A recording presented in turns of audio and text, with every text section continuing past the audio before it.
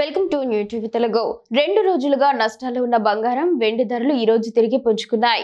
America, Iran మధ్య ఉద్రిక్తతలు తగ్గుముఖం పట్టడం, దౌత్యపరమైన చర్చలకు అవకాశం ఉందన్న సంకేతాలు వెలువడమే ఇందుకు ప్రధాన కారణం.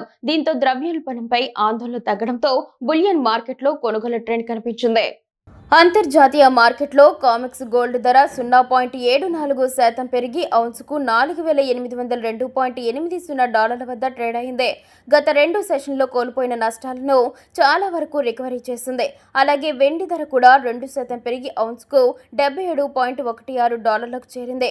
ఇరాన్ అధికారులు చర్చలకు సిద్ధంగా ఉన్నట్లు తమను సంప్రదించారని అమెరికా అధ్యక్షుడు డొనాల్డ్ ట్రంప్ వెల్లడించారు. మరోవైపు అంతర్జాతీయ చట్టాల పరిధిలో శాంతి చర్చలను కొనసాగించడానికి టెహ్రాన్ సిద్ధంగా ఉందని ఇరాన్ అధ్యక్షుడు మసూద్ పెజిష్కియాన్ కూడా సూచించారు. ఈ పరిణామాలతో గ్లోబల్ మార్కెట్ సెంటిమెంట్ మెరుగుపడింది. ఈ సానుకూల వాతావరణంతో ముడి చమురు ధరలు తగ్గాయి. ఈక్విటీ మార్కెట్లు లాభపడ్డాయి. బ్రెంట్ క్రూడ్ బ్యారెల్ ధర $100 దిగువకు పడిపోయి $96.6 వద్ద నిలిచింది. అమెరికా, ఆసియా స్టాక్ మార్కెట్లు భారీ లాభాలు నమోదు చేశాయి. అయితే హర్మోజ్ జలసంధిలో అమెరికా నౌక దిగ్బంధనం ఇంకా కొనసాగుతూ ఉండడంతో విశ్లేషకులు ఆచితూచి వ్యవహరిస్తున్నారు.